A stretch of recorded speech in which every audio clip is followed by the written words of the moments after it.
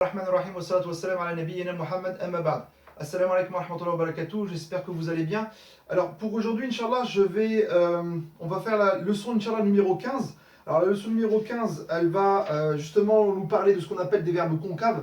Alors les verbes concaves en arabe qu'on appelle fi'l ajwaf. Alors vous allez voir, c'est une autre catégorie, on va dire, de verbes qui se trouve toujours dans la partie des... donc on a vu pour l'instant deux grosses catégories, hein, donc ce qu'on appelle fi'l sahih. Et là, on a le fi'l mu'tal. Et dans le fi'l mu'tal, il y a plusieurs sous-catégories. Alors, on avait déjà vu une la fois dernière, hein, par exemple le verbe wajada, qui commençait par un waw. Donc, on a vu cette première catégorie-là qui s'appelait el fi'l mithal.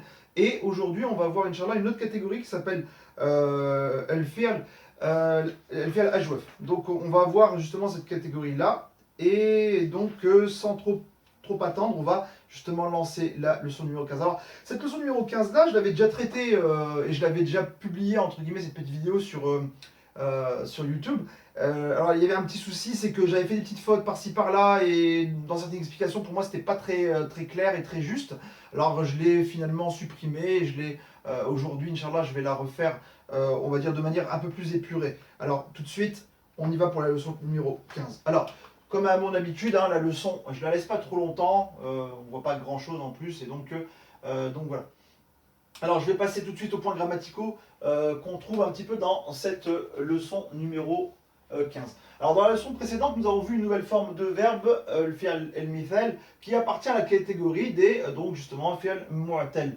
Alors, ici, nous allons découvrir une autre forme de cette même catégorie, donc la catégorie des fi'l mu'tal. Alors, cette autre catégorie, elle se trouve justement dans plusieurs exemples, justement ici. Alors, le premier exemple, c'est le suivant, Nadirun ma kana fi al-madrasati. Alors, on a ici le verbe kana, qui est justement un verbe qui ne ressemble pas trop aux autres, hein. Si on regarde bien, nous on a l'habitude de travailler avec des verbes en trois radicales. Donc les radicales sont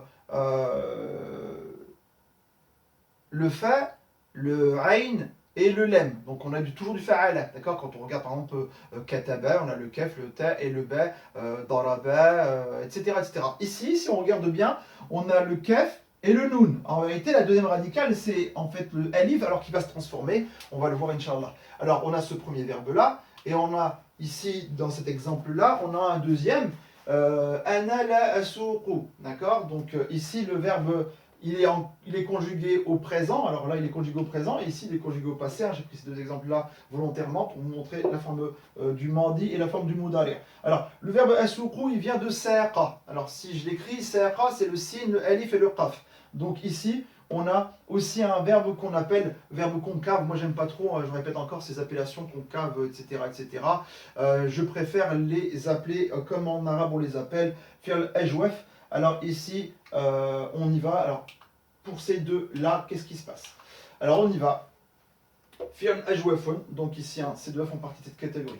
Alors, tout de suite, dans le cas présent, on a alif, le waw ou le ya, qui se trouve en deuxième position. Donc ici on le voit très bien, en vérité c'est saqa, donc c'est transformé dans le mot. Donc on le voit ici, et là kana, d'accord. Donc dès qu'on voit un mot, justement pardon, un verbe, où dans la deuxième on a un elif, tout de suite c'est un verbe dans cette catégorie-là, un fi'l ajwafun. Alors j'y vais, on passe à la chose suivante. Alors ici on va parler dans cette leçon-là le cas du waw, c'est-à-dire que kana et saqa, si je regarde dans le dictionnaire et que je vais devoir le conjuguer au présent, eh ben, il va avoir l'apparition effectivement d'un waw. D'accord. Il va avoir l'apparition d'un waw, notre fameux alif en vérité, il va se transformer en waw à la deuxième radicale. Alors, on y va.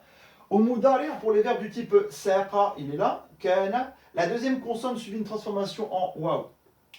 On arrive à la chose suivante si je conjugue par exemple le kana. Alors kana, si je conjugue normalement, n'oubliez pas les verbes en fa'ala, si je les conjugue, c'est du f'alou. Alors je précise, hein, si dans le dictionnaire, effectivement, il y a une fatha dans la deuxième radicale, d'accord. Donc f'alou, mais ça peut très bien être aussi f'ilou, f'oulou, d'accord. Donc ces trois cas-là. Sauf que dans les verbes ajwaf, il va avoir la chose suivante. On va pas avoir de soukoun dans la première radicale. Regardez bien, si je dis par exemple kataba, je vais dire ektubu. la première radicale, le kaf prend une soukoun. Regardez ce qui se passe ici. Elle coud directement une damma dans la première. Pourquoi? Parce que j'ai une prolongation. Alors on dit souvent que la petite damma là et le waouh sont entre guillemets des sœurs et mères. C'est-à-dire que voilà, c'est un peu de la même famille. D'accord? Donc ici, akunu, takunu, takunina, yakunu, takunu. Donc ici le jeu. Donc ana, ici enta, ici enti, ici huwa, ici hiya. D'accord? Donc ça c'est toujours la même, on va dire, forme pour les verbes, par exemple, qui ont un waouh, pardon, en deuxième radical comme kana, saqa. D'accord? Donc qui se conjuguera, ils vont toujours se conjuguer de la façon suivante. Je passe à la suite. Alors par contre, au mardi, c'est-à-dire au passé, qu'est-ce qui va se passer? La première consonne portera une damma. Donc à la première et deuxième personne, d'accord? Donc la première consonne va porter une damma à la première et deuxième personne. On y va, on va donner un exemple. Alors, l'exemple, c'est par exemple si je prends kana. Alors kana, effectivement, je regarde dans le dictionnaire, je sais que ça va être une damma à deuxième. Alors, qu'est-ce qui va se passer? On va directement commencer par fou, alors que dans les verbes normaux, fa'ala, on a fa'altu. Et bien là, on va pas avoir fa'altu, on va avoir kuntu, d'accord? Directement la première, elle prend une damma. Kuntu, kunta, kunti, kana, kanat. Donc faites attention, pour la première et la deuxième, on a ça. Par contre, après le reste, on a la même chose que dans un verbe, comment dire, un verbe normal, hein, du fa'ala, du fa'alat. D'accord? Donc ici, il n'y a que pour ces trois premiers-là qu'on a une transformation. Alors, on aura l'occasion, bien entendu, de faire justement des exercices. Alors, dans la leçon, il y a quelque chose de très important aussi. Il y a ce qu'on appelle le masdar. Alors, le masdar, c'est, si je dois, entre guillemets, résumer très succinctement, le masdar, c'est un nom verbal qui va être assigné à l'infinitif. Alors, comme je vous avais dit la fois dernière, en arabe, si je dis par exemple kana, c'est pas comme en français. Si je dis par exemple, manger, manger c'est un verbe à l'infinitif. Mais kana, ce n'est pas un verbe à l'infinitif. Déjà comme ça, il est conjugué à un temps bien précis et avec une personne bien précise. Kana tout seul, ça veut dire il était. D'accord? Donc ici, le masdar, il va avoir justement la fonction de l'infinitif. Alors vous allez voir comment on va le construire. Donc j'y vais. Dans le texte, il y a un cas de masdar qui est le suivant. La a'rifu sawqa. Alors là, la a'rifu sawqa, ça veut dire je ne sais pas conduire. Et vous voyez là, j'ai écrit conduire. Donc c'est un infinitif. Donc la a'rifu sawqa. Alors, comment je vais trouver le masdar d'un verbe? Alors, pour certains cas, on peut les trouver. C'est-à-dire que les verbes en fa'ala, alors pas tous, donc ceux qui vont impliquer entre guillemets des compléments d'objet direct, on verra après pourquoi, parce qu'il y en a qui n'en impliquent pas forcément. Donc, dans ce cas-là, certains verbes-là, ils vont avoir une forme bien précise. Ils vont avoir la forme suivante, en fa'alun. En fa'alun, d'accord? Donc, regardez bien ici. Le sa. D'accord? Donc ici, hein, je vais détailler. Si je prends par exemple le saqa, donc saqa, donc ici, je vais prendre donc la forme que je viens de dire, c'est du fa'alun. Alors, on y va. Le sin. Ça. La deuxième, on a dit que c'était un waouh. Sao. Et la troisième, c'est le qaf. Saoqon. D'accord? Donc ça, c'est ce qu'on appelle la conduite, le conduire. Alors, il y en a d'autres. Hein. Je prends un exemple. Par exemple, allez, je vais prendre un verbe qui est normal. D'accord? Fa'ala, vraiment avec les trois. Parce que là, il y a le alif. Je prends par exemple un verbe en fa'ala. Je vais prendre un verbe en fa'ala qui... alors, daraba. D'accord? Daraba. Si je veux construire son masdar, je vais avoir darbun. Darbun. Je prendrai un autre verbe. Ekala. J'ai eklun. Alors, attention, les masdar, ils ne sont pas tous construits de la même manière. D'accord? On verra dans le détail, mais pour aujourd'hui, dans cette leçon-là, on va voir cette forme-là. Sachez-le, il y a une forme qui est la suivante, mais qui ne marche pas pour tous les, les mots. Je donne un autre exemple. Hein. Je prends kataba, je peux en prendre d'autres, etc. Ça va pas forcément marcher. Donc ici, pour celui-là, donc le masdar, il a la forme en fa'lun, donc ici. Alors, je vais passer maintenant aux exercices, hein, puisque là on arrive un petit peu à la fin de ce chapitre-là. Alors, dans les exercices, j'arrive à l'exercice numéro 2 de la page 110. On me demande de conjuguer à l'accompli, à l'inaccompli indicatif le verbe kana. Alors, le verbe kana, hein, donc on l'a vu. Donc, à l'accompli, inaccompli, mardi. Donc ici, el mudari'. Donc ici, j'ai la chose suivante. Hein. Au mardi, kana, ça va être kuntu, kunta, kunti, kana, kanat. Akunu, takunu, takunina, yakunu, takun. Donc ici, vous voyez un petit peu hein, comment. Et tous les autres se conjuguent pardon, sur la même base. Donc on reviendra après dans des exemples. Alors je passe tout de suite à un exercice qui est l'exercice numéro 3 et qui m'intéresse. Parce que ces exercices-là sont assez importants, c'est vocaliser puis traduire. Alors on va essayer de vocaliser tout ça. Donc comme à mon habitude, hein, le texte ici normalement en noir, je rajoute un petit peu les voyelles en rouge et je commence par la première phrase. Alors la première phrase, c'est كان قط نذير صغيرا لكنه الآن كبير. Alors on a déjà identifié ici un verbe, كان. Vous voyez, il est placé en tout début. Alors s'il est placé en tout début, rappelez-vous, on avait fait une petite leçon sur le Jumlatul Ismiya et Jumlatul Fi'liya. Il y a des personnes, hein, on dit que si on commence par un verbe, la phrase est forcément verbale, ce qui n'est pas tout à fait exact. On commence par un verbe, la phrase n'est pas forcément verbale, elle ne l'est pas. D'accord ici kana, c'est ce qu'on appelle un insir, c'est une particule, c'est un verbe particulier, ce qu'on appelle un verbe d'état, d'accord. Et il est naqis. Naqis, ça veut dire qu'il lui faut entre guillemets, il lui faut quelqu'un sur qui agir, d'accord. Il lui faut quelqu'un sur qui agir. Alors, comment je vais entre guillemets détailler ça? Alors, kana, c'est le verbe. Fi'lun naqisun. Qittu nadir, je vais pas dire que c'est son entre guillemets. Je ne veux pas dire que c'est un fa'il, non. Je vais dire que c'est parce que c'est un ismun et le mubtada, d'accord. C'est un mubtada et un khabar. Donc dans cette phrase-là, c'est une phrase ismiya, donc il y a un mubtada et un khabar. Alors qittu nadir, c'est le mubtada. Donc ici en vérité c'est ismu kana marfou'. Et kana il a la particule de rendre le khabar mansoub. Et le khabar il est où? Il est ici, d'accord. Et là, c'est un khabar mansoub. D'accord. Donc, on voit très bien qu'il y a les deux petites fatras. Et je ne vais pas dire qu'il est maf'ulun bihi, par contre. D'accord. Donc, ici, ça, on reste dans la catégorie des jumlatul ismiya. Donc, on a la chose suivante. Lakinnahu, lakinna, il va agir sur le hu. Al-ana kabirun. Donc là, il n'y a pas de souci. Hal anta suqta sayyarata. Hal anta suqta sayyarata. Donc, on voit très bien le verbe saqa. Je l'ai conjugué. Hein, ici, il est au passé. Donc, on voit très bien qu'il commence par la dama. Suqta sayyarata. لا قد ساقها السائق, d'accord. السائق ici c'est ce qu'on appelle on avait la même forme comme par exemple jalisun, d'accord, un participe qu'on appelle un participe actif, d'accord. السائق c'est celui qui fait l'action de conduire, d'accord. Donc ici السائق, donc voilà. ما خرجت من الدار لأني مريض. Donc on voit très bien une forme en passé. Donc ici, c'est bon.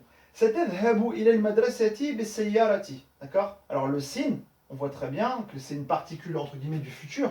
Le il va impliquer la kasra, le bi va impliquer la kasra. بالسيارة. كانت على هذا الحائط خريطة كبيرة. Alors كانت, pourquoi? Parce que son sujet c'est kharitatun kabiratun, c'est la carte qui était, d'accord, sur sur le mur. Donc kanet. Et regardez bien ce qui s'est passé en fait.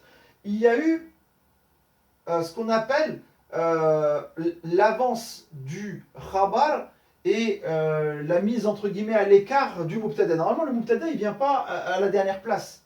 Normalement le mubtada il vient juste après kanet. Normalement on aurait dû dire kanet kharitatun kabiratun ala hadha al-ha'iti. Par contre ici on le met à la fin. Pourquoi? Tout simplement parce que en fait kharitatun kabiratun il est indéterminé. Il est indéterminé, on voit très bien, hein, il a une double damma ici. Donc c'est pour ça qu'on l'a mis à la fin. Et dans les phrases où on a des prépositions huruf al-jar, il est bien de mettre, vous voyez ici on a huruf al-jar, ici harf al-jar, a'la, il est bien de mettre a'la devant, d'accord. Il est bien de le mettre devant. Donc jusque là, il n'y a pas de problème. Et on y va pour la suivante. Waqafat sayyaratun amam al-madrasati. Bah oui, waqafat c'est du féminin. Pourquoi? Parce que son sujet, et cette fois-ci, regardez bien, waqafat, c'est pas comme un verbe d'état kana, non. Waqafat c'est un fi'l, d'accord? Normal. Donc c'est un fi'l. Donc ça veut dire que sayyaratun, lui, je vais pas dire que c'est ismu waqafa, non. Je vais dire que cette fois-ci, c'est un fa'ilun, d'accord? C'est un fa'ilun. Donc ici, waqafat. Donc c'est un fi'l. Ici c'est fa'ilun. Amam al-madrasati, ça c'est ce qu'on appelle al-dharf, d'accord? Amam al-madrasati. Et ce dharf là, il va impliquer la kasra. Al-madrasati, il prend une kasra. Ya nadiru, hal ta'rifu as-sawqa? Ya nadiru, hal ta'rifu? Et on voit l'utilisation d'un masdar. Hal ta'rifu as-sawqa? هذا الشاب سيكون طبيبا. D'accord? Jusque là, rien d'extraordinaire. أهلا بك في هذه الدار يا فاطمة. أهلا بك في هذه الدار يا فاطمة. لا يرجع الطبيب اليوم لأن نذيرا صحيح. Donc voilà. Donc ici, hein, لا يرجع الطبيب اليوم لأن نذيرا صحيح. Bah oui, نذيرا. Parce qu'il y a l'INA, d'accord? Et l'INA, il va impliquer ici la double fatha directement. Il va agir sur qui? Ben, sur le mubtada. Lui, Nadir, c'est un mubtada, d'accord? Donc voilà, je passe tout de suite à la lecture de la traduction. Le chat de Nadir est petit, mais maintenant il est grand. As-tu conduit la voiture? Non, c'est le chauffeur qui l'a conduit. Je ne suis pas sorti de la maison car je suis malade. Tu iras à l'école en voiture. Sur ce mur, il y avait une grande carte. La voiture s'est arrêtée devant l'école. Oh Nadir, sais-tu conduire? Ce jeune sera docteur. Bienvenue à toi à la maison. Oh Fatima, le docteur ne reviendra pas aujourd'hui parce que Nadir est bien portant. Alors on passe tout de suite sans trop attendre au suivant et on arrive à la vocalisation de l'exercice numéro 4, page 111. On y va. هذه البنت. Alors تسوق حمارا. Alors هذه البنت تسوق حمارا. Alors ici la phrase c'est du mubtada khabar. D'accord? Ici on a ici très bien هذه البنت mubtada et le khabar qui est ici un tasuqu himaran, d'accord? Donc tasuqu himaran, le khabar est en vérité ce khabar là à lui seul c'est une phrase, d'accord? Donc c'est une phrase tasuqu himaran. Alors d'habitude on dit pas tasuqu himaran, on dit taqudu himaran, mais nous on fait avec le vocabulaire entre guillemets existant. Donc ici هذه البنت تسوق حمارا et on voit très bien que himaran, comme il est complément d'objet direct cette fois-ci, eh ben lui il va prendre une double fatha. أين وجدت هذه الكلبة؟ كانت أمام باب الدار. يدخل المعلم حجرة الدرس. Oh, attention ici, on a une idafa, mudaf, mudaf ilayhi. D'accord? Donc ici, il prend la fatha tout simplement pourquoi? Parce que, pardon, c'est yadkhulu. Donc ici, yadkhulu, c'est un fi'al. El-mu'allimu, c'est un fa'ilun. Mais hujrat al-darsi, c'est un maf'ulun bihi. Donc il va être mansoub bil fatha, zahira. Par contre ici c'est une idafa. Donc lui il va prendre la fatha, par contre lui il va prendre la kasra. Parce que c'est la salle de cours. La salle de cours. D'accord? Fayaqifu tilmidhuhu. Fayaqifu tilmidhuhu. هذه المرأة وجدت بقرة في بستانها. Donc là, rien d'extraordinaire. Attention, MC, d'accord? Donc même s'il est au début, lui, on l'appelle un mebni, hein, donc il est mebni.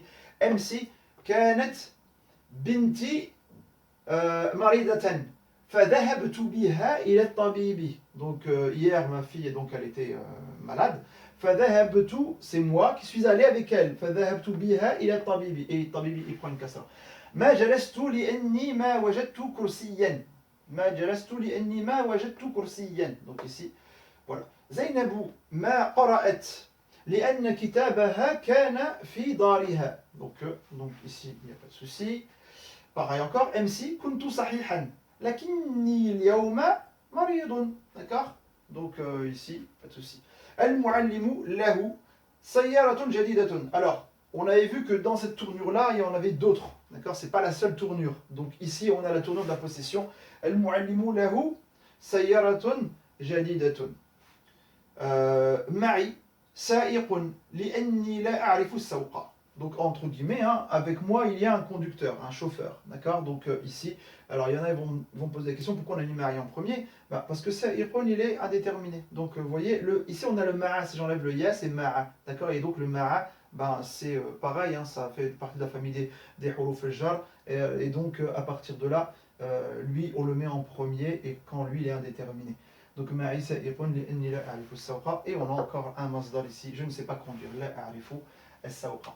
Alors tout de suite je vais passer à la traduction du texte. Cette fille conduit un âne. Où as-tu trouvé cette chienne? Elle était devant la porte de la maison, l'enseignant entre dans la salle de classe et donc l'élève se lève. Cette femme a trouvé une vache dans son jardin. Hier, ma fille était malade, je suis donc allé avec elle au docteur. Je ne me suis pas assis parce que je n'ai pas trouvé de chaise. Zainab n'a pas lu parce que son livre était dans sa maison, ou parce que son livre était chez elle. Hier, j'ai été bien portant, mais aujourd'hui, je suis malade. Le professeur a une voiture neuve, il y a un chauffeur avec moi parce que je ne sais pas conduire.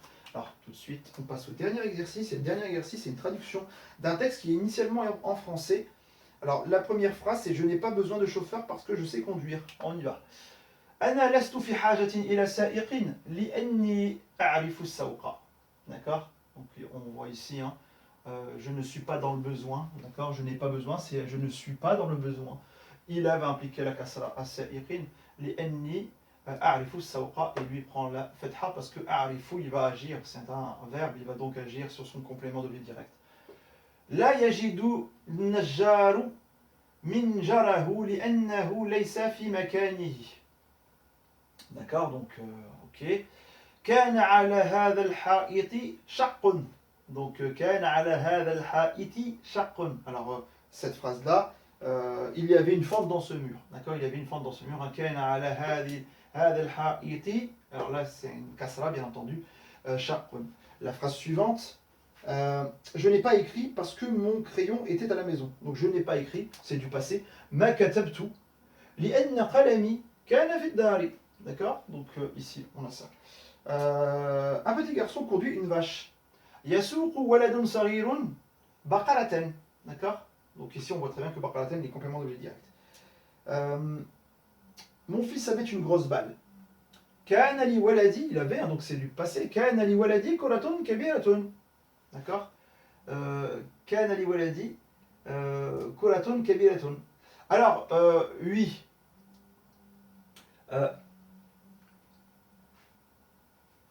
Là, on peut mettre pardon, kanet li waladi kuratun kabiratun. D'accord? On peut mettre kanet, pardon, li waladi kuratun kabiratun. Pourquoi? Parce que kuratun il est féminin. Donc ici, on va plutôt mettre kanet, mais on verra après qu'il y a des possibilités, effectivement, en vérité, de mettre ken. D'accord? C'est en fait possible, mais bon, c'est dans des règles qui sont un peu plus compliquées.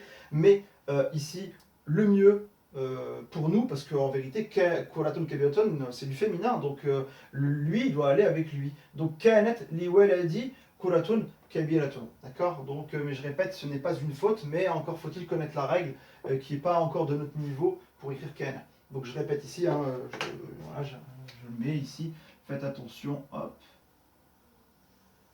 À notre niveau, mettre kanet plutôt que ken.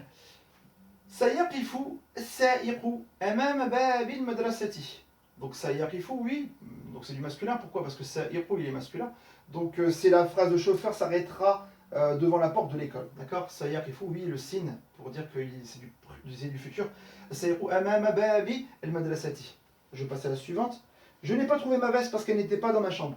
ما وجدت سدرتي لأنها ما كانت في غرفتي. D'accord? Elle était malade, mais elle n'est pas allée chez le médecin. Donc, كانت مريضة لكنها ما ذهبت إلى الطبيب. D'accord? Et on arrive un peu à la dernière. Tu seras bien portante et tu sortiras de la maison. Satakunina. Bah oui, parce que c'est bien portante, c'est du féminin. Satakunina, et là, ici c'est du futur. Satakunina sahihatan wa satakhrujina min ad-dari. Donc voilà un petit peu pour la leçon numéro 15. Alors vous avez vu un petit peu les choses nouvelles dans cette leçon, des choses très intéressantes. Alors Inch'Allah, la fois prochaine, on va attaquer la leçon numéro 16. Alors dans la leçon numéro 16, c'est pareil, on va parler encore des ce qu'on appelle el fi'al ajwaf, si ce n'est qu'on va parler du cas où on a la kasra. Là on a parlé du cas où on avait là le waouh, d'accord? Donc on va, et la dama. Donc on va parler du cas où on a le ya en fait. Donc il y aura des verbes, par exemple aasha et raba, d'accord? Aasha c'est le verbe vivre et raba c'est le verbe s'absenter, être absent. On verra que dans ces verbes-là, c'est la même chose. On a encore un alif à la deuxième, comme kana, sauf que dans le dictionnaire, on dit que c'est pas un waouh, on dit que c'est un ya, et dans ce cas-là, il y a une conjugaison particulière propre à justement ce verbe-là. On verra d'autres choses aussi. Donc voilà dans cette leçon, Inch'Allah. Alors moi je vais m'arrêter ici. Donc sur cela, moi je vais vous souhaiter une bonne après-midi et je vous dis à bientôt Inch'Allah pour la leçon numéro 16. Assalamu alaikum wa rahmatullahi wa barakatuh.